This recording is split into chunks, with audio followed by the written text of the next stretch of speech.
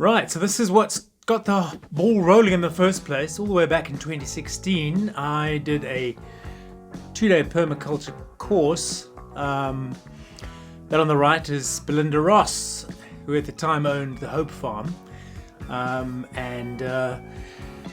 So yeah, it was a great little course. A whole lot of stuff I didn't know about. There's a pile of sticks, lots of nasturtiums, I think those are, to attract wasps. There's a really big fat chili.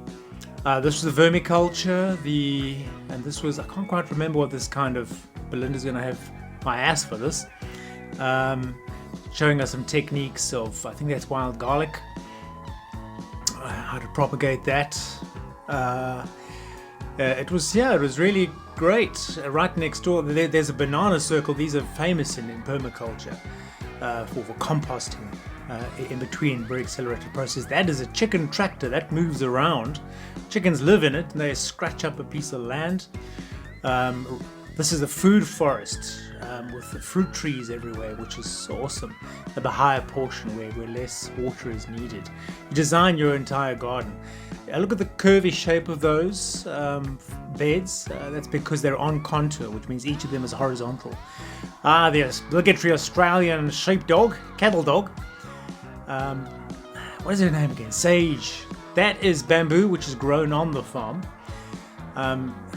Some Lani permaculturists too, in their Lani red boots. Then we went across to the Santa Paloma farm, which is where I'm living now, to go and visit Jacques. There's his lacquer old bucky. He still has that, by the way. He also has a couple of guest rooms and a facility for conferences and weddings. And there is a couple of animals on the wall, typical game style kitchen.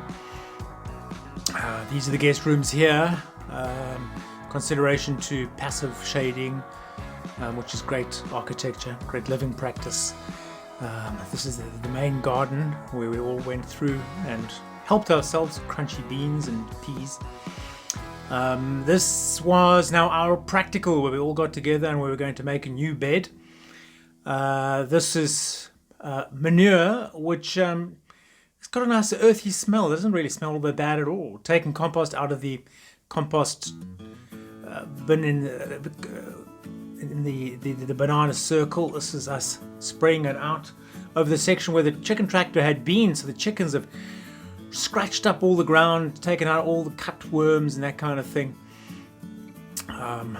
Preparing soil, digging it over, creating an interesting shape here. And these curves, these hollows point upwards. So as the water comes down, the rainwater, it gets collected in those and seeps in.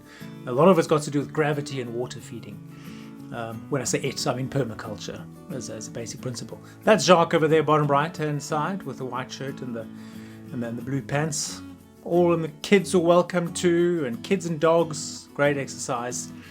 That chap in the blue overalls, I think he was a volunteer. So we'd sown some seeds. Now we actually missed some of the charts. I should have shown those to you.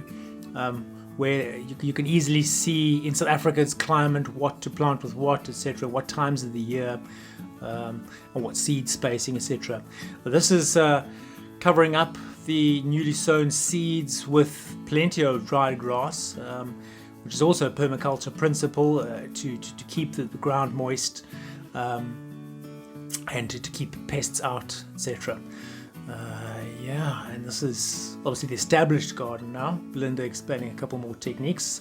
Some bamboo drying out in the racks. And that's some more in the next video on the container build that Jacques built. This is a lovely outdoor fireplace. And that was it. It was a fantastic 2 days. Got to meet who are now my land people. And I'd like to thank them. And please subscribe to this channel. And we'll chat soon with some more videos.